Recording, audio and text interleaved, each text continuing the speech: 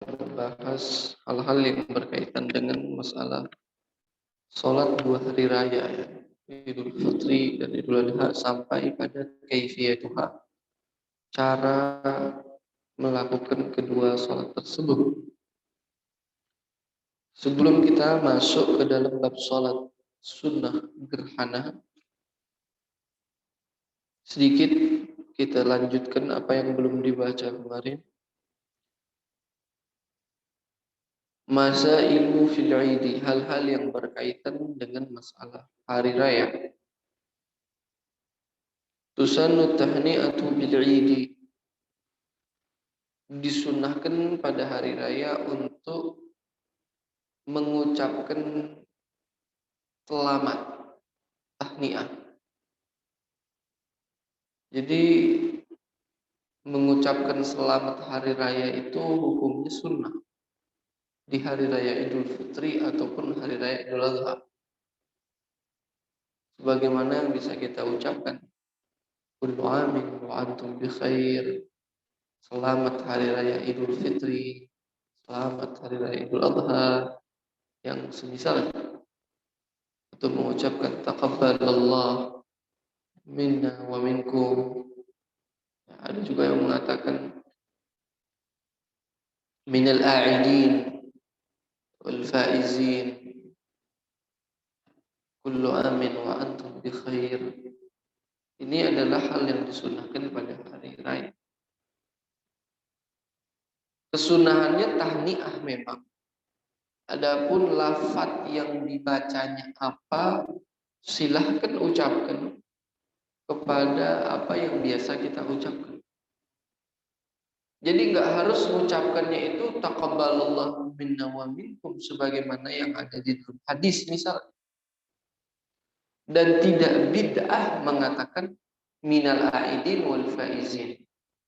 Karena kata-kata minal aidin wal faizin ini artinya tidak keluar daripada syariat dan dibolehkan.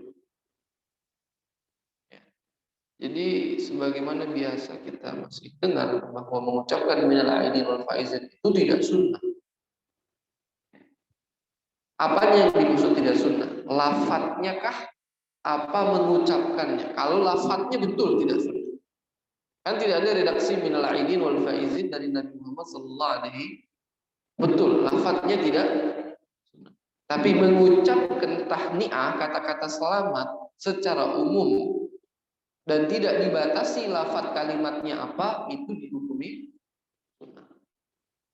Maka proses pemilihan lafadz itu adalah pilihan kepada siapapun, dan agama tidak mempersempit itu untuk memilih salah satu daripada kalimat tertentu. Jelas ya kira-kira. Sebagaimana berdoa itu hukumnya sunnah, agama tidak membatasi doa yang mana yang harus dibaca, permintaan apa yang harus diminta, tapi dikembalikan lagi kepada orang yang ingin berdoa, orang yang ingin meminta. Jadi mohon maaf sekali lagi saya ingin tegaskan, kalau masih ada kebiasaan tahunan mengharam-haramkan, membid'ah-bid'ahkan orang yang mengucapkan minal aidin wal faizin, hal seperti ini harusnya udah nggak ada. Bagi yang nggak mau mengucapkan kata-kata itu, nggak usah ucap. Mau taqabbalallah, taqabbalallah. Mau selamat hari raya, selamat hari raya. Mau minal aidin wal faizin artinya apa sih? Itu kan mahzuf jumlahnya tuh, kalau dalam bahasa Arab ada yang dipotong. Itu jumlah aslinya ja'alana Allah minal aidina wal faizin. Semoga Allah menjadikan kita daripada golongan orang-orang yang kembali kepada kesucian dan juga memenangkan daripada bulan suci Ramadan. Bagus nggak artinya kira-kira Pak? Doa boleh nggak kira-kira? Apa saya dilarang oleh agama kalau saya berdoa, ya Allah, hapuskanlah dosa saya dan berikanlah saya air putih, misalnya ya, ada air putih. Dosa apa tidak? Nggak ada Nabi mengajarkan minta air putih, itu nggak ada dalam doa. Apa harus doa?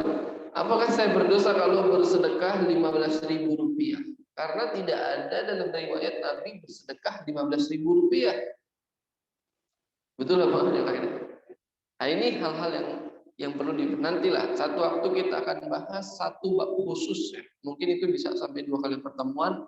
Kita akan berikan tema mafhumul bid'ah wa ahkam. Pengertian bid'ah dan hukum-hukum bid'ah. Jadi bid'ah itu ada apa tidak? Jelas ada. Bid'ah itu jelas ada dalam Islam. Karena nggak mungkin Nabi mengatakan sesuatu yang tidak ada. Banyak bid'ah itu. Cuman pengertian terhadap bid'ah yang benar itu apa? Dan hukum yang dimaksud daripada bid'ah itu apa? Karena di bid'ah dalam kasus ideologi, kasus akidah berbeda. Bid'ah dalam kasus fikih berbeda. Dan istilah bid'ah dalam 2 cabang keilmuan ini memiliki kaitan hukum yang berbeda. Misalnya saya katakan ya, bid'ah dalam fikih itu artinya apa? Bid'ah dalam akidah itu artinya apa? Berbeda. Dan kaitan hukumnya apa? Itu juga berbeda. Nanti akan kita bahas insya Allah ya, supaya tidak terjadi kesalahpahaman. Jadi kita bukan menjadi orang yang menolak adanya bid'ah, sehingga kita nggak boleh juga jadi orang yang suka nyinyir gitu ya, dikit-dikit bid'ah misalnya kan. Loh, kalau memang bid'ah harus dibilang bid'ah, nggak boleh. Kalau memang bid'ah harus dibilang bid'ah. Tapi kita juga tidak membid'ahkan sesuatu yang tidak dibid'ahkan oleh Nabi Muhammad sallallahu alaihi Rasulullah katakan dalam hadis yang diriwayatkan oleh Al-Imam Bukhari, salah satu bentuk kefasikan yang paling nyata pada suatu umat kata Rasulullah adalah membid'ahkan dan mengharamkan sesuatu yang tidak dibid'ahkan dan tidak diharamkan oleh Allah Subhanahu wa taala. Jadi membid'ahkan dan mengharamkan sesuatu yang tidak dibid'ahkan dan diharamkan oleh agama itu adalah perbuatan bid'ah itu sendiri.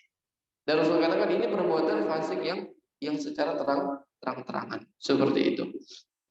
Ya, nantilah insya Allah kita akan karena ini pembahasannya agak sedikit keluar dari tema kita ya. Kita tinggalkan masalah. Jadi kembali ke masalah tadi, yusannu at-tahni'a bil 'id, disunahkan mengucapkan selamat hari raya, minal aidin wal faizin dan yang semisalnya. Wa yadkhulu waqtuha fi 'id al-fitr bi ghurub asy-syams lailatiha wa fi 'id al-adha bi subhi yaum Arafah. Mulai masuk kesunahan untuk mengucapkan selamat hari raya itu kalau Idul Fitri sudah masuk waktunya semenjak maghrib malam lebaran, malam takbiran itu sudah boleh. Jadi habis orang ba'da maghrib kita mengucap minal aidin wal faizin, kullu 'am wa antum bi khair, taqabbalallahu minna wa minkum, selamat hari raya dan semisalnya boleh. Makanya biasanya kan tuh SMS, telepon atau apa lagi, email, chat masuknya kan habis maghrib gitu. Malam udah mulai. Itu nggak salah itu ya, sunnah itu yang semacam itu. Tapi kalau dari asar hari terakhir puasa dia mengucapkan selamat, ini nggak dapat pahala sunnah. Kenapa? Karena belum masuk waktunya. Ya, hari terakhir puasa, ba'da asar udah ngucapin, udah ngirim-ngirim, itu pahala kesunahannya nggak dapat. Kenapa? Karena kesunahannya belum masuk waktunya. Kesunahannya itu berlaku setelah maghrib akhir Ramadan. Berarti pas masuk 1 Syawal habis maghrib sudah boleh gitu. Sampai besoknya boleh. Wa fi Idul Adha bi subhi yaum Arafah. Kalau hari raya Idul Adha berbeda. Masuk waktu subuh hari Arafah sudah boleh ucap. Hari Arafah tanggal berapa tuh? Tanggal 9. 1 hari sebelum lebaran.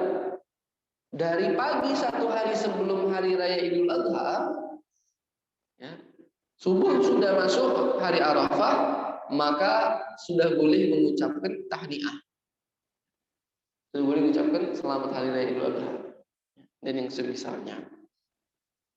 Ini adalah tambahan kasus yang pertama.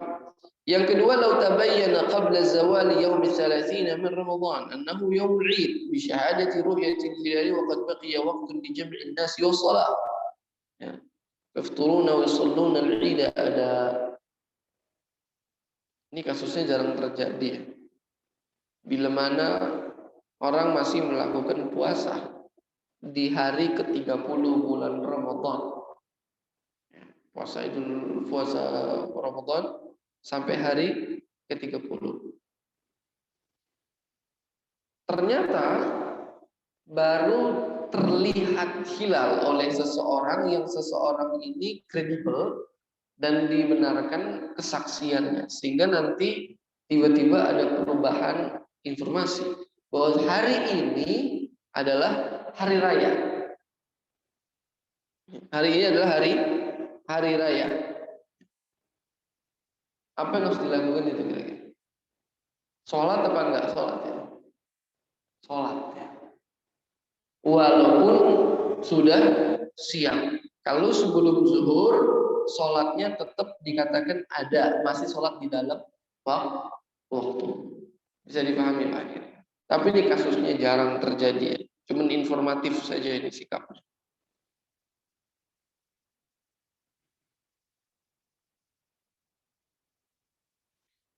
Selanjutnya adalah takbirul idain. Kesunahan membaca takbir di 2 hari raya. Ya, ini waktu 2 minggu lalu ditanyakan ya kalau salah. Yusannu takbiru bi raf'is sauti, disunnahkan bertakbir dengan mengencangkan suara lirrajul bagi laki-laki. Kalau perempuan suaranya pelan. Bertakbir tetap Allah Akbar tetap perempuan, tapi suaranya lebih pelan. Laki-laki suaranya dikencangkan. Dan bacaannya adalah Allahu Akbar, Allahu Akbar, Allahu Akbar, la ilaha illallah, Allahu Akbar, Allahu Akbar, walillahil hamd.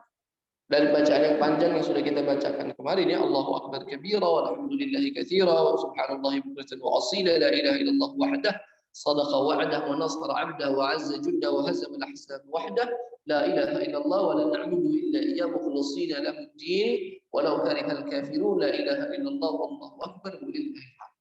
Yang biasa dibaca di masjid-masjid.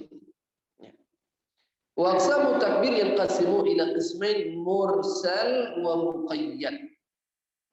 Takbir pada hari raya ini ada 2. Ada namanya takbir mursal, ada namanya takbir muqayyad. Ya. Takbir mursal itu takbir apa? Wal mutlaqu 'an at-taqyid bis salawat. Takbir mursal adalah takbir yang bebas dari ikatan sholat 5 waktu. Maksudnya takbirnya nggak mesti waktu sholat. Namanya takbir mursal.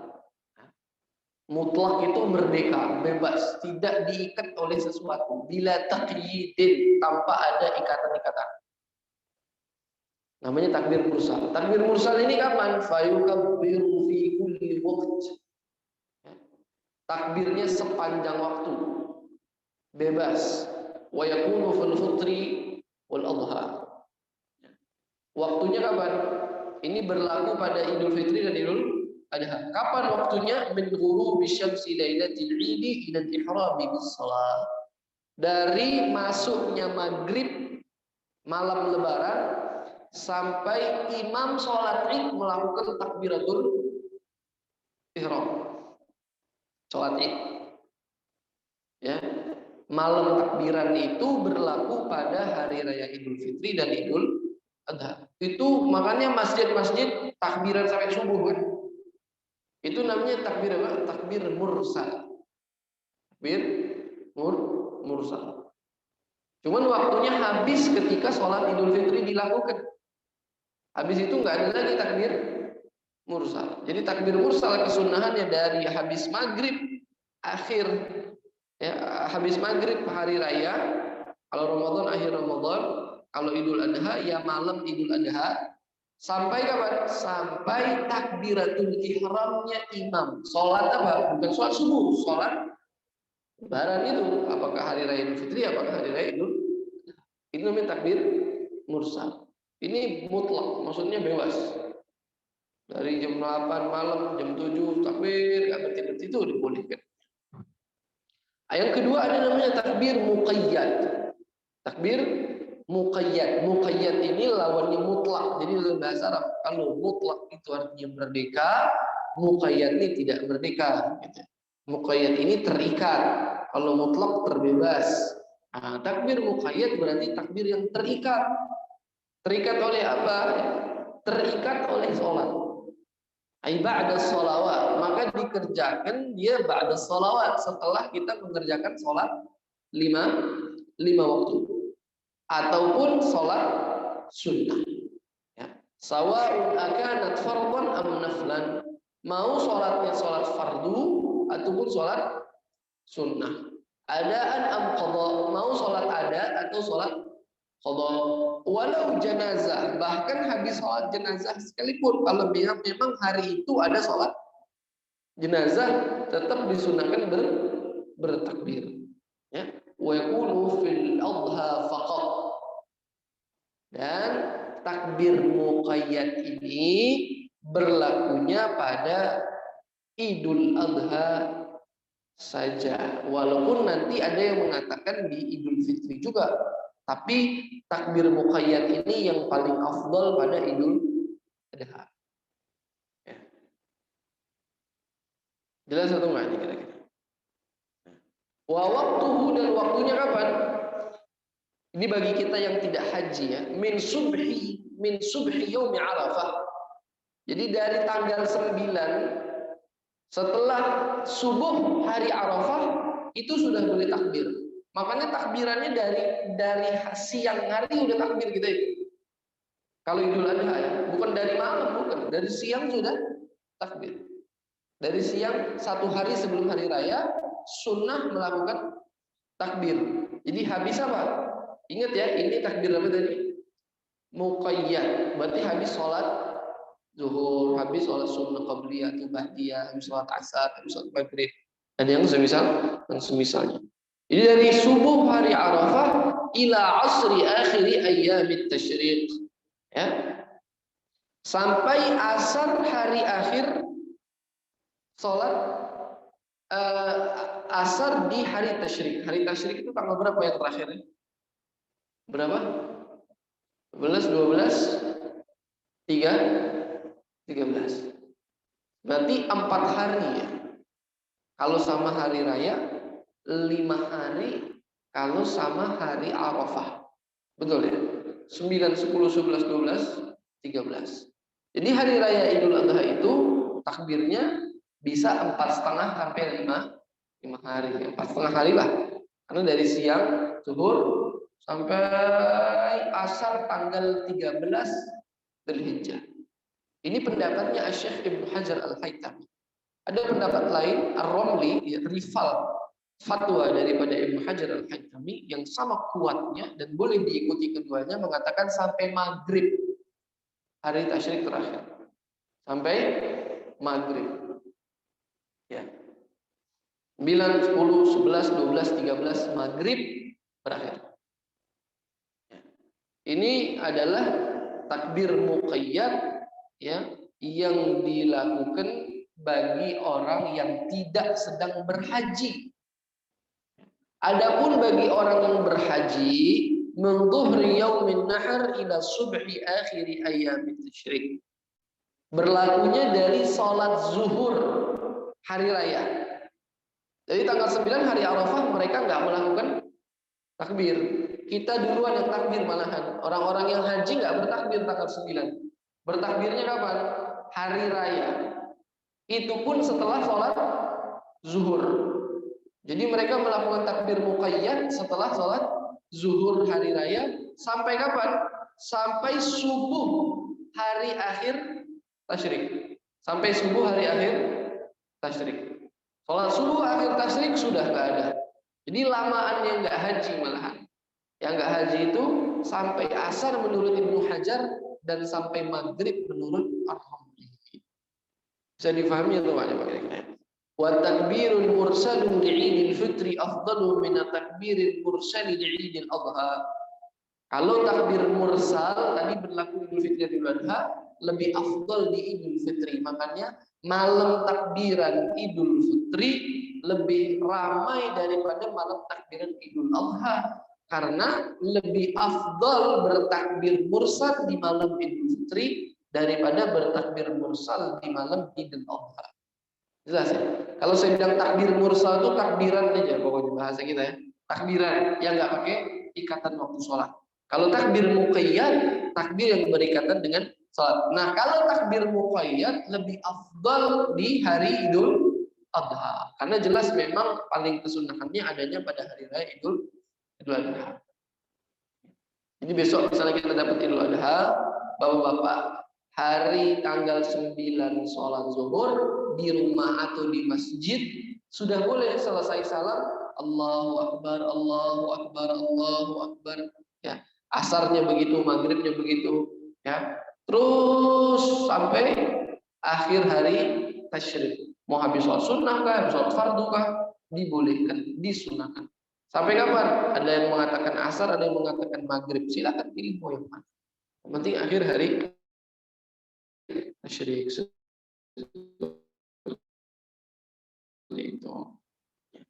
Kalau seperti Zubat, ini sebagaimana dikatakan oleh Al-Imam Ibnu Ruslan di dalam Sofwatu Zubatnya, ya. Ukabbiru lailatayil 'idi ila taharrumin biha kadza lima tala as-salawati ba'da subhi at-tasi'i ila intihai asri yaum ar-rabi'.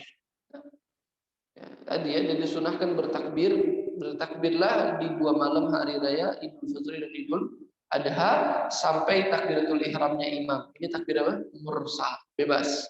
Ya.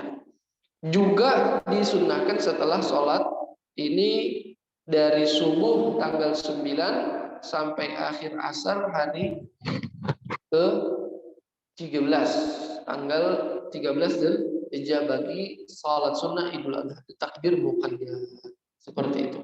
Masalah ini ada yang mau ditanya sebelum kita masuk ke bab yang baru, karena masalah sholat hari raya 3 kali ya, 3 kali pertemuan gitu.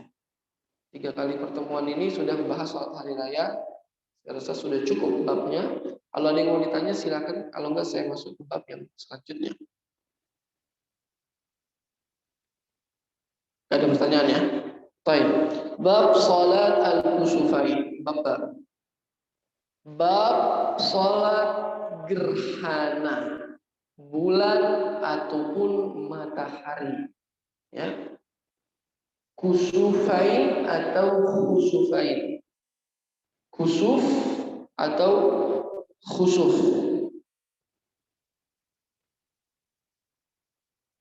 Kalau dibilang kusuf itu biasanya lisyams, gerhana matahari.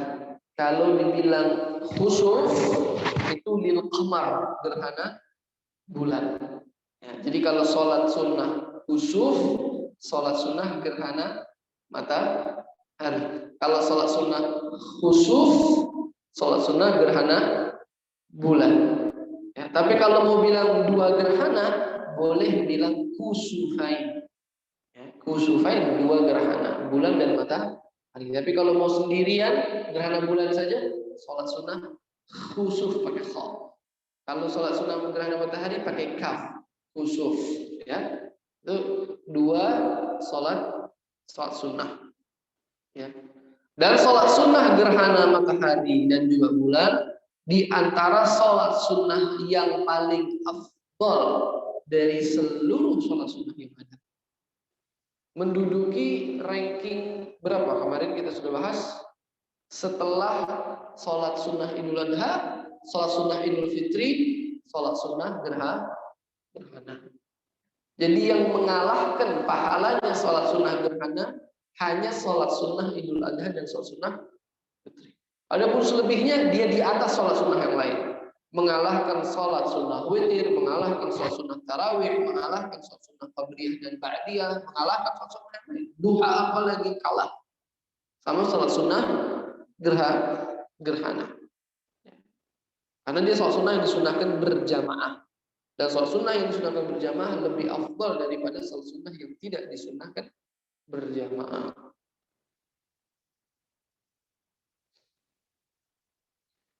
Rasulullah katakan sekarang fa idza ra'aitum dzalika fasallu wad'u hatta yankashifa ma bikum. Kata Rasulullah diriwayatkan oleh Al-Imam Bukhari juga Muslim dalam sahihnya, bila mana kalian melihat bulan ataupun matahari gerhana itu, maka salatlah ya dan berdoa kepada Allah Subhanahu wa taala.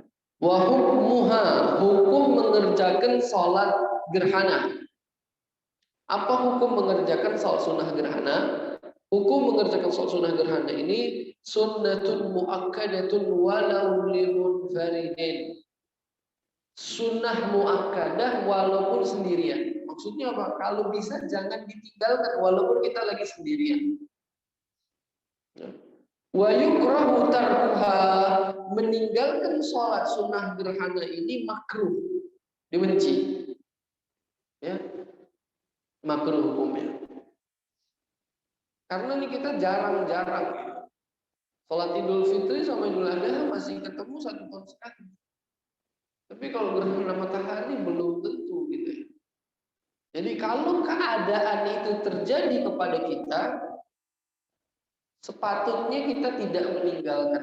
Luangkan waktu untuk mengerjakan sholat tersebut. Karena belum tentu umur kita ketemu lagi dengan gerhana-gerhana yang akan datang.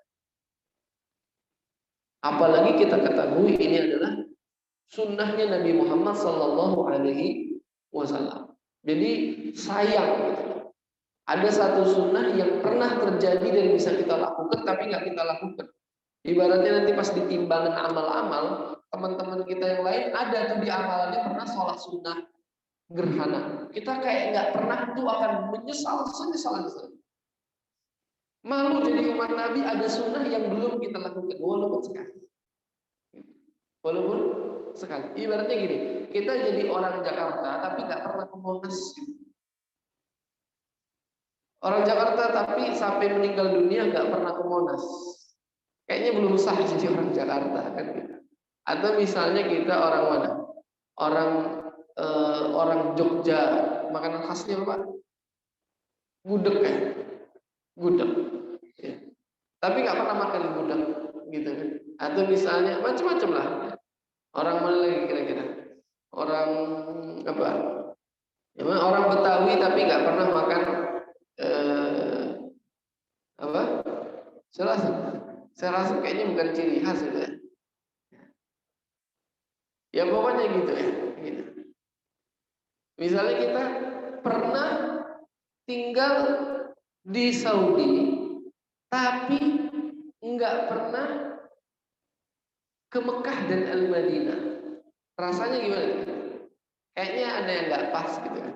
Cuma kerja aja, tapi nggak pernah ke Mekah mampir ya Masjidil Haram atau juga ke Madinah Al-Munawwarah, ke Masjid Nabawi.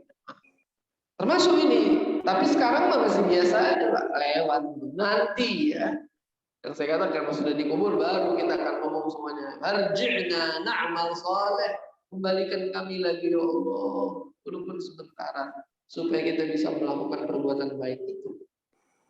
Jadi kalau ada, tolong jangan dilewatin gitu aja. Sayang-sayang gitu. Kenapa? Sebab belum tentu umur kita sampai kepada perbuatan itu. Mau sekarang kita pengen, tapi nggak ada gerhana, bisa nggak kita lakukan?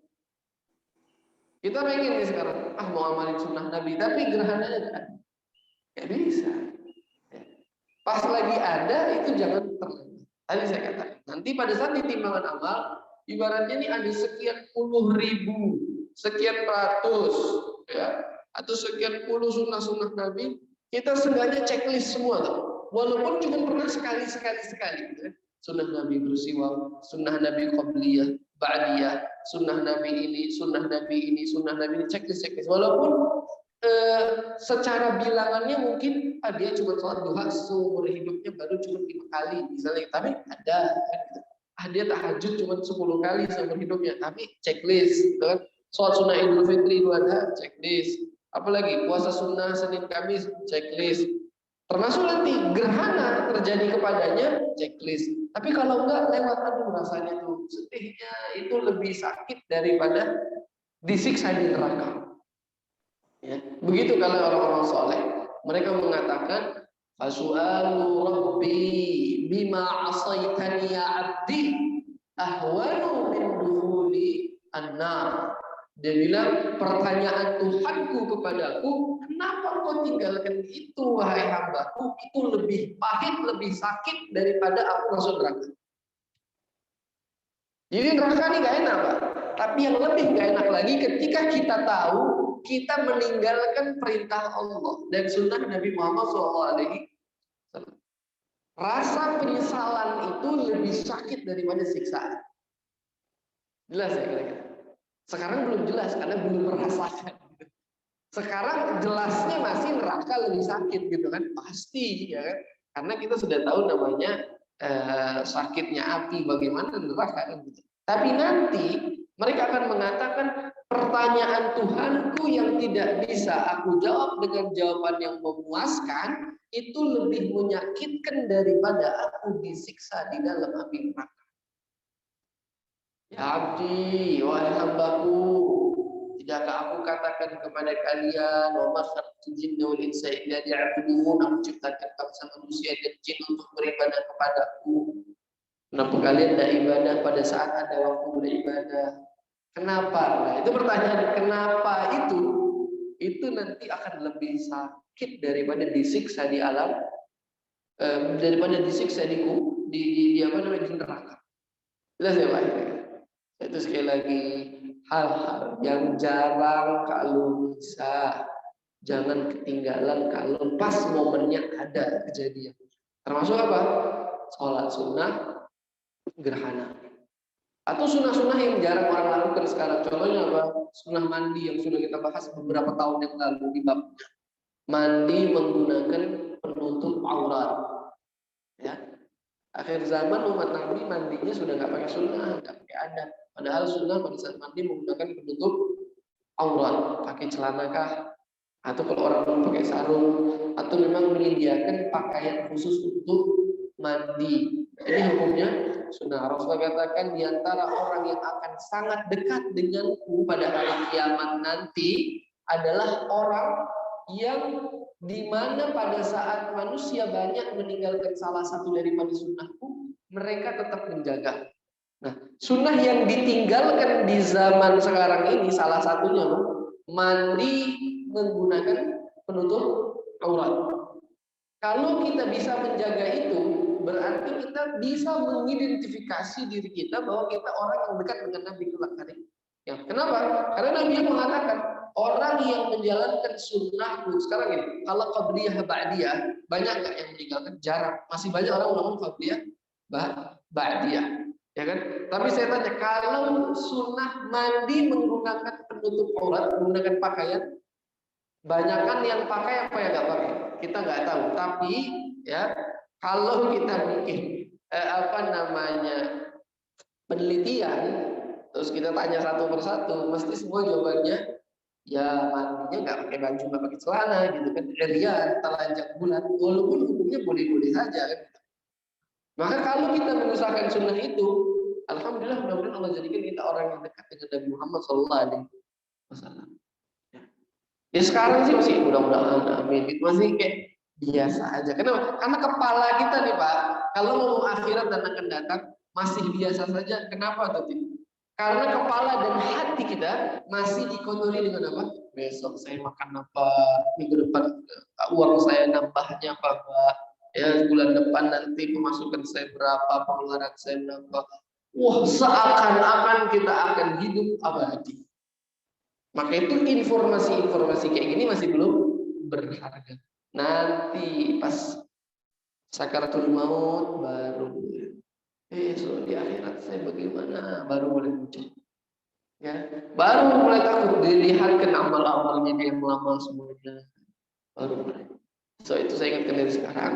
Termasuk sholat sunnah kusuf ini, termasuk sunnah-sunnah yang lain. Jadi usahakan sunnah-sunnah yang jarang dikerjakan orang justru kita rawat. Nah, salah satunya yang paling gampang itu beli celana pendek ataupun panjang yang 3/4 yang tipis lah, yang bisa kita pakai khusus untuk mandi. Simpan di kamar mandi, ya. Besok mandi pakai celana itu, lepas jadi biarkan saja dia, nggak usah dicuci-cuci kan basah terus, ya kan. Coba amalkan itu, yang mau silahkan, yang nggak mau juga silahkan. Karena ini sunnah Rasulullah SAW. 2, menggunakan alas kaki juga pada saat di kamar mandi. Tapi kalau alas kaki alhamdulillah masih banyak kita lihat. Cuman kalau pakaian pada saat mandi itu jarang. Kalau kita lakukan itu nikmat rasanya. Ya, nikmat rasanya. Kita merasa cuma saya yang mengikuti Nabi Muhammad zaman ini dalam kasus ini. Kayak gitu, merasa bangga gitu ya. Dan setelah itu kalau kita bersolawat tuh kayak rasanya langsung disenyumin sama Rasulullah SAW. Nah, itu adalah hukum melakukan sholat sunnah gerhana. Sunnah muakkadah, sunnah yang sangat ditekankan walaupun sendirian, dan makruh meninggalkannya. Wa tusannu jama'ah wa fil masjidi wa ildah. Disunahkan sholat gerhana ini dikerjakan secara berjamaah. Dan disunahkan lebih afdal dikerjakan di masjid. Walaupun sempit. Walaupun sempit, maksudnya orang penuh lebih afdal di masjid. Berbeda sama hari raya. Kalau hari raya itu kan kalau penuh orangnya sudah di sokrot, di lapangan yang terbuka. Tapi kalau gerhana dikerjakan di lapangan terbuka boleh atau tidak? Tetap boleh. Cuman sunnah dan afdalnya dikerjakan di masjid. Dan sunnahnya apa? Berjamaah. Sunnahnya berjamaah.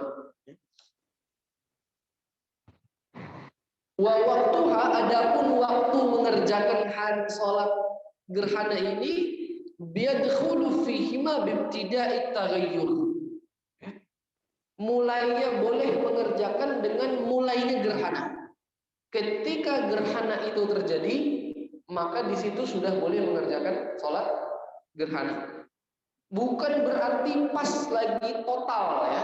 Mulai masuk itu sudah mulai. Walaupun sedikit, yang penting sudah mulai gerhana, proses gerhana sudah mulai, maka ini sudah dibolehkan mengerjakan sholat sunnah gerhana. Jelas ya Pak?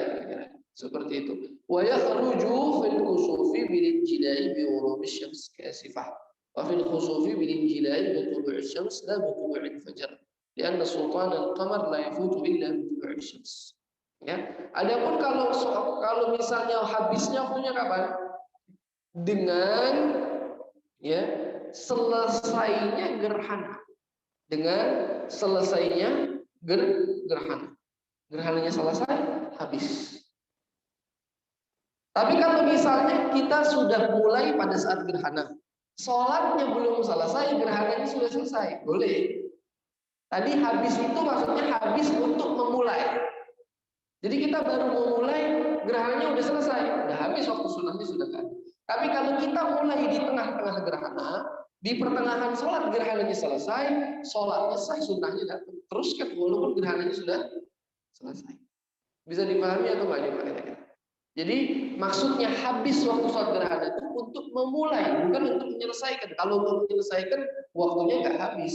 Teruskan walaupun gerhana sudah selesai. Yang penting memulainya pada saat gerhana sedang terjadi. Seperti itu. Wa kaifiyatu sholatiha, cara sholatnya dulu. Cara sholat gerhana, ya. Cara sholat gerhana ini laha salasu kaifiyat. Ada 3 cara. Ada tiga cara. Ini buat denger aja, nanti satu waktu tiba-tiba gerhana udah gak perlu belajar lagi, tinggal diamalkan. Karena gerhana kan bisa sendirian. Misalnya tiba-tiba lagi di kantor, ambil waktu 5 menit buat sholat sendiri. Apalagi di rumah sama anak istri gak bisa ke masjid misalnya. Caranya ada 3. Al-ula, yang pertama antusalla raka'atain ka sunnatul subh min ghairi tatwil. Cara yang pertama adalah sama persis seperti sholat sunnah 2 rakaat qabliyah subuh yang tadi kita kerjakan. Dari bedanya. Gampang. 2 rakaat seperti qabliyah subuh. Ini tadi saya katakan kalau yang di kantor waktunya singkat, kebetulan terjadi gerhana, ya mungkin oleh Ustaz kalau saya lagi di kantor bagaimana terus mau ngamalkan sunnah ini. 5 menit berwudu, tidak sampai 5 menit berwudu, 2 menit berwudu sama sunnah-sunnahnya itu sudah, terus 2 rakaat. Waktunya singkat, saya nggak bisa jamak sendiri boleh. Tapi saya nggak ngerti caranya. Seperti qabliyah subuh. Gampang ya Pak? Qabliyah subuh 2 rakaat. Setelah takbiratul ihram, Al-Fatihah. Setelah Al-Fatihah, surat. Surat apapun, mau yang pendek, mau yang sedang, mau yang panjang. Mau yang pendek baca qul huwallahu ahad, boleh. Rakaat kedua sama Al-Fatihah. Setelah itu baca surat yang pendek, ya kan An-Nas, Al-Falaq atau Al-Ikhlas, boleh. Salam, selesai. Mudah ya Pak ya? Tapi kan sayang kalau kita kelewatan. Coba jujur-jujuran. Berapa kali gerhana kita lewati tapi kita nggak salah. Betul. Alasannya apa? Mungkin nggak tahu caranya. Mungkin bingung mau nyari masjidnya jauh atau di mana tempatnya atau waktu yang singkat. Sekarang udah tahu. Besok terjadi gerhana, sholat 2 rakaat. Ini cara yang paling ringan. Yang kedua, antusalla rak'atan min ghairi tatwilin bi ziyadati ruku' qiyam fi kulli rak'ah. Cara yang kedua, sholatnya 2 rakaat dengan 2 ruku. dan 2 kali berdiri dalam 1 rakaat. Rukunya 2 kali, berdirinya 2 kali dalam satu rakaat. Ya. Fayakunu fi kulli rakaat qiyaman. Setiap 1 rakaat 2 kali berdiri, 2 kali ruku. Berarti kalau 2 rakaat berarti 4 kali berdiri, 4 kali ruku. Begini caranya. Ini kalau yang cara kedua ya.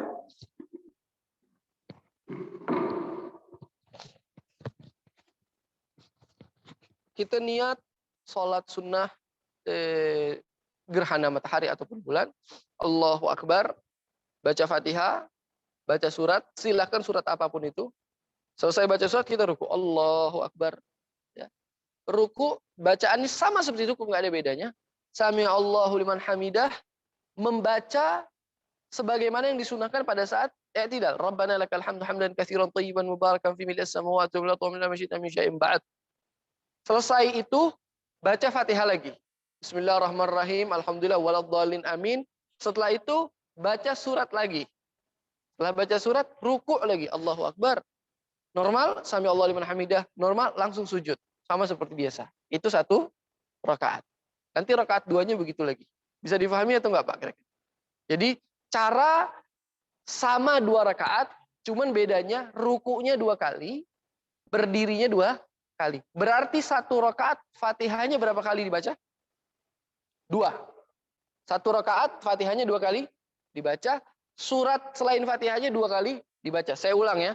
Allahu Akbar. Bismillahirrahmanirrahim. Alhamdulillah. Waladhdallin amin. Bismillahirrahmanirrahim. Qul huwallahu ahad. Allahu Akbar. Sami Allahu liman hamidah. Baca dulu zikir yang biasa kita baca. Rabbana lakal hamd dan seterusnya. Satu Bismillahirrahmanirrahim. Alhamdulillah rabbil alamin waladhdallin amin. Bismillahirrahmanirrahim. Qul huwallahu ahad. Selesai. Allahu Akbar. Ruku lagi. Sami Allahu liman hamidah. I'tidal normal, langsung sujud. Begitu juga rakaat yang kedua. Paham atau enggak nih Pak kira-kira? Jelas ya Pak? Bisa difahami apa enggak nih kira-kira? Cara yang kedua ini lebih afdol dan pahalanya lebih besar daripada cara yang pertama. Cara yang pertama ini boleh sunnah tapi pahalanya lebih besar cara yang kedua. Suratnya tetap dibaca 2 kali ya, seperti itu. Asalnya cara yang ketiga. Cara yang ketiga wahiyal akmal. Afdal yang paling afdal. Ya. Yang paling sempurna dan pahalanya sangat besar sekali. Cara yang ketiga. Ya. Bagaimana cara yang ketiga? Antusalla raka'atain ya, kal kaifiyati tsaniyah. Sama, hampir persis sama. Kalau dari segi cara 100% sama dengan sholat yang kedua. Berarti 2 kali ruku, 2 kali berdiri. Rakaatnya tetap 2, sama. Pokoknya caranya sama kayak yang kedua. Walakin ma'at tatwil, tapi dipanjangkan. Dipanjangkan di mana? Fil qiyamat, pada saat berdiri. Ya.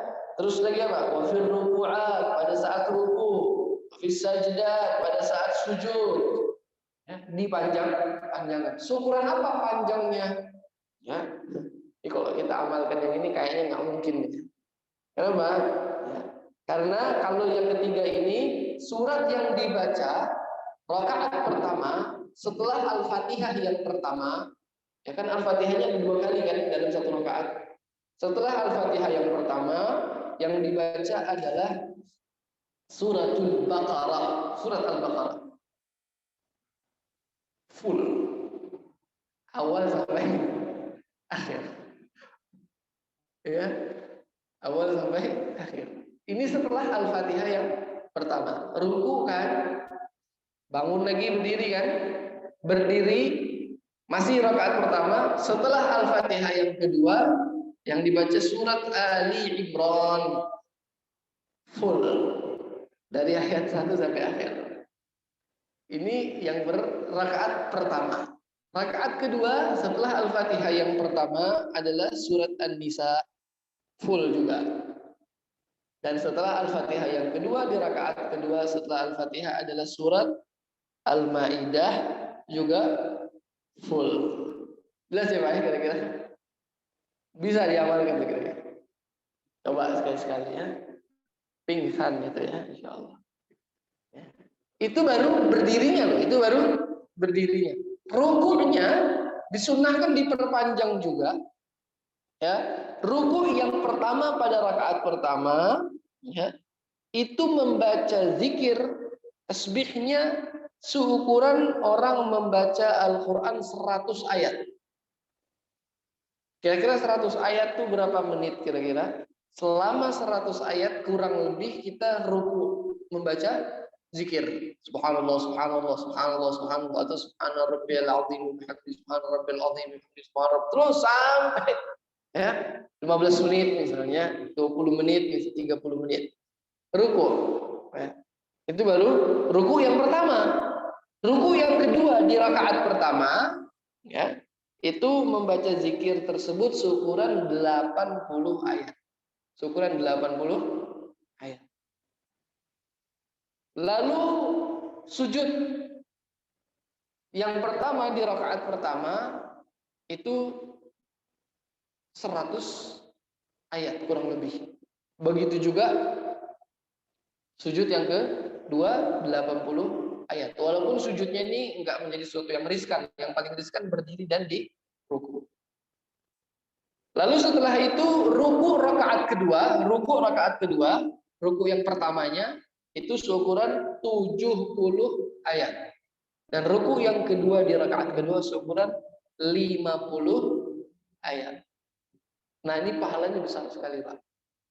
Bisa? Nah, mungkin ya. Nah, mungkin. Ya. Karena banyak para sahabat di dalam riwayat Al-Imam Al-Bukhari ketika melakukan ini yang pingsan. Sekelas sahabat Nabi Muhammad SAW. Waktu ditanya kepada Aisyah, Ummul Mukminin, ma balun nas sallatnya, orang-orang lagi pada ngapain sholat? Kata Ummul Mukminin Aisyah, dia tunjuk ke atas. Tuh lagi gerhana maksudnya. Ambil sholat yang di atas. Nah, akhirnya diikutin sholat juga. Karena tidak kuat, pingsan. Ya. Sampai disiram air itu wajahnya baru bangun. Tapi kejadian yang semacam ini pernah dilakukan. Ini kalau kita coba, Pak, kurang lebih itu kalau dilakukan sholat gerhana dengan cara seperti ini, itu bisa 3 sampai 5 jam. Ya, tergantung bacaan orangnya ya. 3,5 ya sampai 5 jam. Ya. Kalau dicoba, ya, kalau mau coba gitu. Insya Allah nggak lebih dari 5 jam ya. Kecuali bacaannya lambat. Ya, kecuali bacaannya lambat, mungkin 5,5 jam. Saya jamin betul insya Allah kita lebih suka yang pertama gitu ya. Yang pertama itu 2 menit insya Allah. Yang kedua masih bisa lah. Yang kedua masih, cuman masih bisanya juga agak-agak males. Kenapa? Fatihahnya 2 kali rakaat pertama, suratnya 2 kali, ya kan? Itu kan kualitas iman kita. Padahal kalau yang kedua pun masih bisa gitu. Enggak lah, 5 menit paling. 5 menit. Tergantung surat yang kita baca. Nah kalau yang ketiga ini mungkin orang-orang yang pilihan ya, mungkin dari 500 tahun mungkin sekali kejadiannya, atau mungkin nggak sama sekali, kita nggak tahu. Ya. Gimana? Ada, cuma kita nggak tahu aja, jangan kita nggak tahu seperti itu. Banyak ada beberapa yang melakukan seperti itu. Ya, di rumah mungkin ya, kalau di masjid nggak mungkin ya berjamaah Pak, nggak mungkin ya. Pulang orang baru rakaat pertama mufaraqah semua. Ya, seperti itu. Ya kita yang pertama atau yang kedua aja lah. Kita yang pertama atau yang kedua. Jadi besok udah tahu cara. Kalau sangat mepet waktunya dan kita lagi sibuk kerja, yang pertama 2 menit. Ya. Tutup dulu laptopnya, tutup dulu pekerjaan kita, tinggalkan, ambil wudhu kamar mandi, buka sajadah, sholat 2 rakaat. Setelah Al-Fatihah, baca Al-Ikhlas kalau mau pendek. Rakaat kedua, baca Al-Ikhlas lagi. Lalu selesai. Setidaknya kita melakukan sholat tersebut. Kalau ada waktu luang sedikit, yang kedua. Yang kedua. Yang kedua. Nah kalau masjid bagus ngamalkan yang kedua itu. Masjid ngamalkan. Jadi masjid kalau di gerhana umumkan kami melaksanakan sholat sunnah gerhana. Ya, dan pilih cara yang kedua. Pengurus masjid harus sudah tahu ilmu ini, nggak boleh nggak tahu. Ya, pengurus masjid harus sudah tahu, nggak boleh lagi bingung. Nanti pengurus masjid gimana caranya, harus tahu fikih. Ya, tahu dari fikih sudah selesai seperti itu. Ini hal-hal yang berkaitan dengan cara sholatnya. Sedikit saya tambahkan, masailu fil kusufain, beberapa hal berkaitan dengan sholat sunnah gerhana ini ada sunnah-sunnahnya. Ya, di antara sunnahnya apa? Yusannul ghusl, disunahkan mandi. Disunahkan mandi. Jadi sebelum kita melakukan sholat sunnah gerhana ini, sunnah mandi. Tapi kalau sholat sendirian tadi di kantor nggak bisa mandi, ya nggak usah mandi. Cuman kalau yang mau sholat di masjid berjamaah, disunahkan mandi sebelum sholat. Mandi dulu. Walakin la yusannu at-tazayyun, tapi ini tidak disunahkan tazayyun, merias diri. Kalau sholat Idul Fitri Idul Adha kemarin kita bahas sunnah tazayyun, mau pakai pakaian yang paling bagus, yang paling mahal. Kalau sholat Jumat memakai pakaian yang paling putih. Kalau gerhana enggak sunnah tazayyun, pakai pakaian biasa aja boleh. Ya, pakai baju yang biasa kita pakai hari-hari boleh. Enggak harus keluar pakai baju yang bagus. Enggak. Dalam artian harus pakai seperti yang sholat Idul Fitri Idul Adha. Kalau Idul Fitri Idul Adha sunnah. Begitu juga tatayyub. Kalau Idul Fitri Idul Adha pakai minyak wangi parfum yang paling harum. Bagaimana Jumatan? Kalau gerhana pakai minyak wangi sekedar sedikit, ya bersih, wangi sedikit sudah. Enggak ada kesunahan menggunakan minyak wangi yang paling bagus, menggunakan pakaian yang paling bagus. Jelas atau enggak kira-kira? Ya. Wa yusannul jahru fi khusufil qamar. Kalau sholat gerhana bulan disunahkan bacanya jahar, suaranya terdengar. Kalau sunat gerhana matahari bacanya sir, pelan, tidak terdengar. Lalu wa yusannu an yaktubal imam khutbatain, disunahkan bagi imam melakukan 2 khutbah ba'da shalah, setelah salat. Apa isi khutbahnya? Sunnah isi khutbahnya mengajak orang untuk bertaubat kepada Allah Subhanahu wa taala. Jangan khutbah gerhana bulan dan matahari dimasukkan lagi sama berita-berita yang nggak harus dimasukkan ke khutbah. Bukan waktunya, karena khutbah kusuf dan khusuf ini jarang-jarang terjadi. Dan yang disunahkan sebagaimana yang diajarkan Rasulullah dan Rasulullah melakukan khutbah itu, apa sunnahnya? Mengajak orang untuk bertaubat. Mengajak orang untuk bertaubat. Lalu mengajak orang untuk bersemangat melakukan sedekah. Ya. Mau lagi ada isu apapun itu, jangan dimasukkan. Jangan dimasukkan ke situ. Habis itu mau ngobrol urusan isu yang lain silakan, tapi khutbah ini jangan dicemari sama isu-isu yang lain, apalagi isu dunia. Ya. Masalah kasus korupsi kah? Masalah kasus itu kah? Dan lain-lain. Ya. Bisa dipahami kira-kira. Kasus korupsi IKTP dibahas dalam khutbah. Kasus apa lagi misalnya, ya kan? Pencucian uang. Alhamdulillah hal ini PPKM, ya. Marilah kita bertobat dari PPKM. Enggak ada. Ya. Bisnis apa lagi? Vaksin apa lagi? PCR dimasukkan ke dalam itu. Misalnya nih besok kejadian, tiba-tiba ini sekarang ada virus baru lagi, ya kan? Ya, lalu kita bahas yang lain enggak perlu ya ikhwan. Di luar sholat antum mau ngobrol apa silahkan, tapi di dalam khutbah khusuf dianjurkan untuk mengajak orang bertaubat secara umum, tidak secara khusus. Maksudnya jangan bawa kasus-kasus tertentu, secara umum. Ya, marilah kita bertobat kepada Allah dari berbagai macam perbuatan dosa kita masing-masing. Ya, marilah kita alhamdulillah. Bisa dipahami ya kira-kira ya?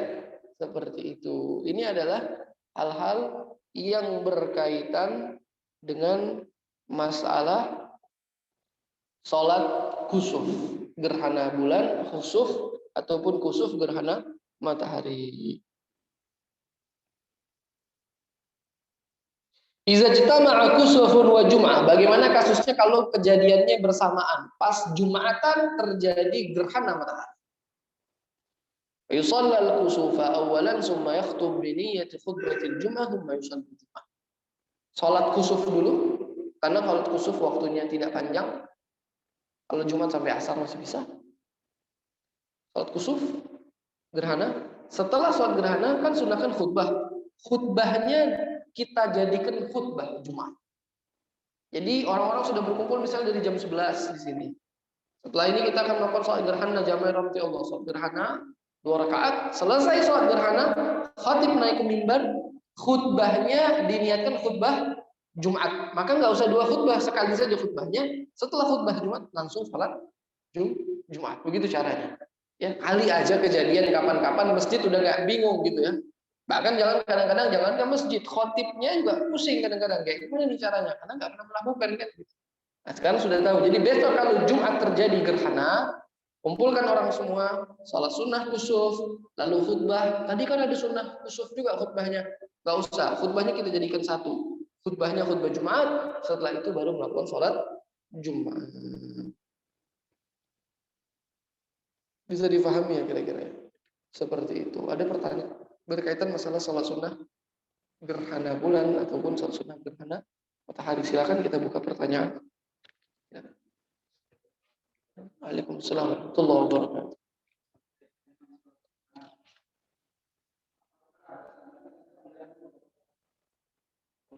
Mengetahui, nggak harus melihat. Ya. Jika kita mengetahui, misalnya kita di rumah, ya, terus kita nggak keluar rumah, tapi melihat di berita di wilayah kita sudah mulai gerhana, maka sudah boleh kita melakukan sholat tersebut seperti itu. Jelas ya? Ada pertanyaan lagi? Silakan. Berkait, silakan. Allah.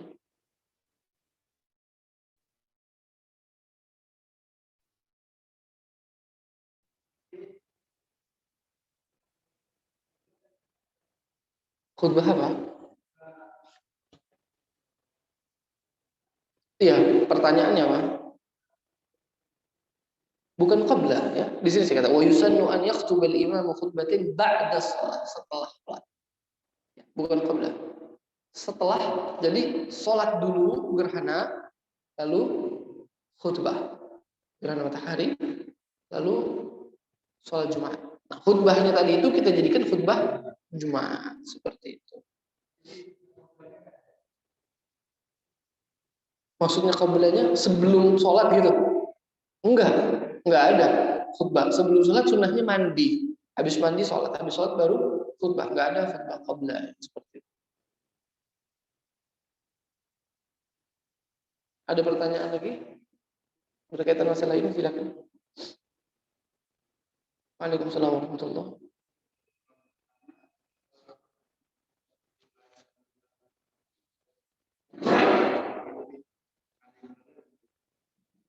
Baik.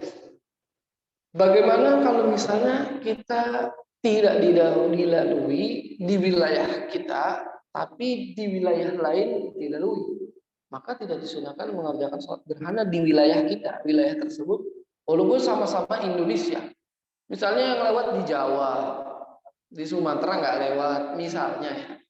Maka yang di Jawa yang sholat yang di Sumatera atau sebaliknya, ya kan, di Sulawesi, di Kalimantan, di Papua, atau misalnya di Jawa Barat, di Jawa Tengah enggak, ya kan? Yang dilewati saja yang disunahkan. Ada yang dilewatinya banyak, ada yang setengah. Kalau selama masih terjadi gerhana, walaupun hanya sedikit disunahkan.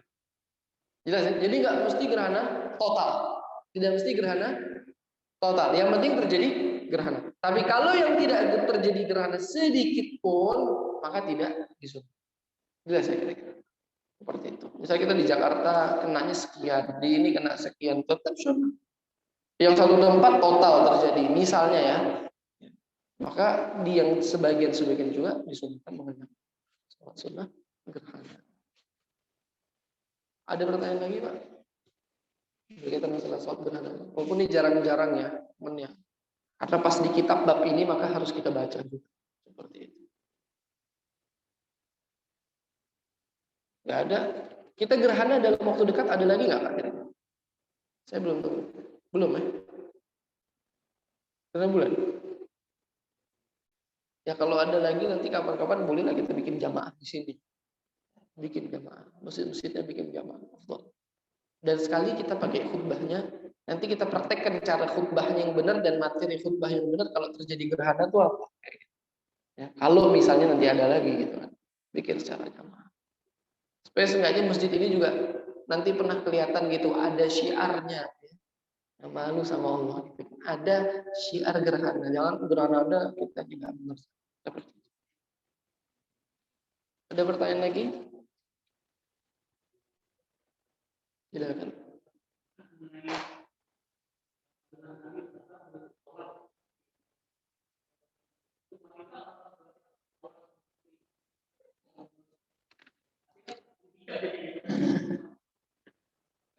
Sama-sama. Enggak ya, jelas enggak. Ini kalau yang sudah hadir di babnya pasti paham betul. Aurat wanita itu apa, Pak? Aurat wanita. Kira-kira menurut Bapak? Keliru ya. Keliru. Ya, jadi aurat orang itu, laki dan perempuan, tergantung keadaannya. Ini makanya kadang-kadang zaman-zaman kemarin tuh orang berantem ya masalah aurat perempuan kayak gini.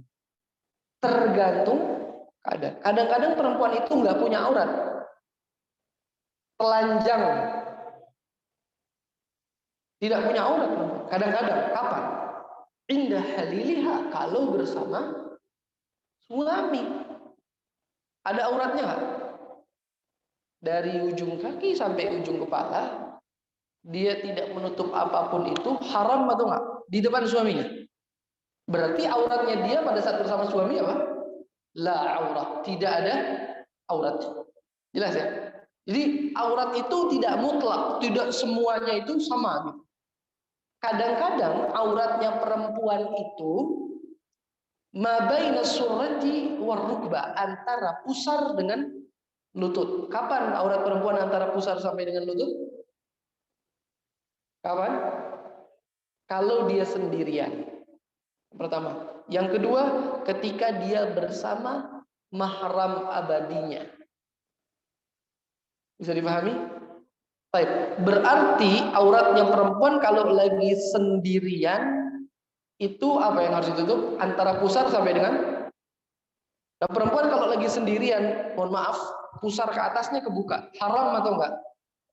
Haram atau enggak? Enggak, karena atasnya bukan aurat. Bisa dipahami Pak? Rambutnya bukan aurat. Jadi kalau nanti dibilang auratnya perempuan seluruh badan kecuali wajah dan tangan, repot. Lagi sendirian harus pakai jilbab bukan? Bisa dipahami atau enggak ini kira-kira? Enggak. Kalau lagi sendirian, dia punya pusar ke atas, boleh. Lutut betis ke bawah, bukan aurat. Lagi sama orang tua. Seorang anak perempuan menyusui anaknya di depan bapaknya. Terlihat payudaranya. Haram atau enggak? Enggak. Karena payudaranya seorang anak perempuan terhadap bapaknya bukan aurat. Pusar ke bawah, tadi kan saya bilang pusar ke atas bukan aurat. Di depan ibunya. Dan itu saya sudah bahas panjang lebar ya, aurat-aurat itu di bab sholat, di bab awal-awal sholat. Syarat sah sholat sudah saya jelaskan waktu itu. Bisa dipahami ya kira-kira. Nah, ketika dia sedang berada di kamar mandi, perempuan, indah hajatiha, ketika sedang memerlukan hajat, maka dia tidak ada auratnya. Bisa dipahami kira-kira? Baik, sunnah untuk ditutup ini di bab mandi sudah saya jelaskan. Tadi kenapa tidak saya jelaskan secara detail? Karena di bab mandi sudah kita jelaskan. Yang ditutup apa? Minimal mendapatkan pahala sunnah sawatan. Ya, sawatan itu kubul dan dubur. Jadi seandainya laki-laki maupun perempuan pada saat mandi cuman pakai, mohon maaf, celana dalam, udah dapat pahala sunnah itu. Udah dapat pahala sunnah. Atau pakai celana pendek boxer kalau kita sekarang. Atau pakai celana 3/4. Sudah dapat pahala sunnah. Bisa difahami ya Pak? Bukan berarti perempuan nanti mandinya pakai mukena. Ya. Jelas. Bagus pertanyaannya Pak ya. Karena Bapak saya anggap waktu itu kan belum hadir di bab itu ya. Tapi yang sudah hadir harusnya paham betul itu. Jadi keliru ya kalau misalnya ada statement aurat perempuan itu adalah seluruh badan kecuali wajah dan tangan. Tanya dulu sama dia, aurat dalam kasus apa? Karena aurat itu tidak mutlak. Ya, dalam kasus, karena aurat itu tidak satu. Laki-laki auratnya mana laki-laki? Kalau lagi sendiri berbeda, lagi sama pasangan berbeda, lagi sama mahram abadi berbeda, lagi sama perempuan asing berbeda. lagi sama sesama laki-laki berbeda, lagi sholat berbeda. Jadi aurat itu tergantung keadaannya. Dan itu sudah kita bahas panjang lebar. Paham ya Pak? Jadi yang dimaksud tadi ada sawatan, kubul dan dubur. Jadi kalau kita nih pakai celana aja udah sah. Udah dapat pahala sunnah. Ya pakai celana dalam sudah boleh. Ya. Tapi semakin ketutup semakin afdal. Semakin ketutup semakin afdal. Bapak tahu celana pangsi tahu? Celana pangsi? Hah? 3/4? Nah, pakai itu bagus. Di kamar mandi, udah beli satu yang baru, ya kan? Masa uang kita buat beli hal yang biasa mau? Pernah nggak kita berpikir, saya di sini mau ke toko, mau beli celana untuk mengamalkan sunnah Nabi Muhammad SAW itu selama mobil bapak bannya berputar atau motor bannya berputar atau jalan kaki ke tempat tersebut, selama itu malaikat beristighfar buat kita. Allah, bagaimana bangganya Allah, lihat hambaku dari rumahnya dia jalan pergi ke toko mencari celana untuk menutup auratnya pada saat mandi mengikuti sunnah kekasihku Nabi Muhammad SAW. Yang lainnya orang lagi sibuk nih urusan dunia, mau ini, mau ini. Ini ada satu hamba kesian dari rumahnya, punya ihtimam, punya rasa penting terhadap urusan yang kayak gitu. Coba Pak, bawa waktu setengah jam, beli celana pangsi, atau sarung, atau boxer. Nanti paling istri tanya, buat apa? Saya taruh kamar mandi. Udah gak usah dikeluarkan dari kamar mandi. Setiap mandi pakai, selesai buka lepas, ganti lagi. Seperti bisa dipahami ya kira-kira?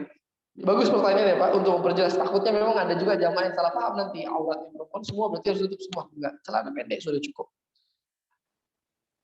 Ya, seperti itu. Masalah aurat udah jelas kan ya, saya nggak perlu bahas lagi ya, aurat perempuan. Waktu itu sudah kita bahas ya, dengan perbedaan pendapat, perbedaan mazhab juga antara Imam Ahmad sama Imam Syafi'i, Imam Abu Hanifah dan Imam Malik di dalam kasus. Ada pertanyaan yang lain? Fadhol.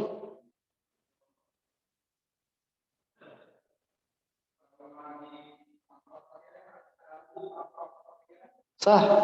Ini juga sudah ditanya di bab wudu ya.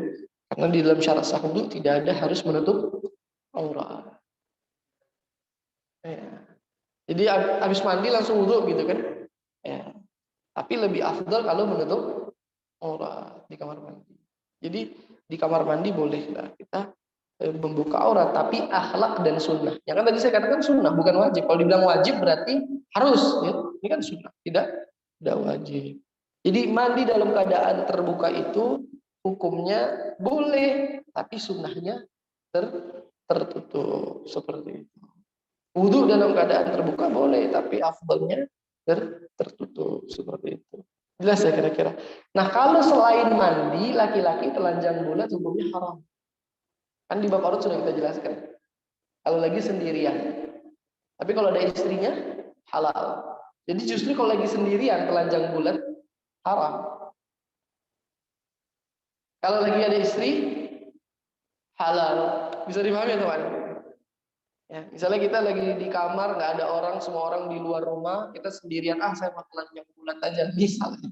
Waliyahzubillah. Ini malah haram hukumnya. Kenapa? Karena lagi sendirian. Kenapa? Walaupun nggak ada yang lihat. Walaupun nggak ada yang lihat. Ya. Bisa dipahami, ini tidak beradab kepada Allah Subhanahu wa ta'ala. Tapi kalau lagi ada istri, malahan jadi halal. Auratnya laki-laki kalau sendirian itu apa? Sawatan, kubul dan dubur. Kalau perempuan kalau lagi sendirian auratnya apa? Pusar sampai dengan lutut. Nah, perempuan lebih parah lagi. Kalau misalnya dia memakai pakaian dress yang sampai paha, itu haram walaupun lagi sendirian. Tapi justru kalau di depan suaminya, halal. Itu sudah saya bahas panjang lah. Nanti kalau keulang lagi jadi panjang. Itu di bab aurat sudah kita bahas. Ada pertanyaan lagi? Silakan Pak, silakan.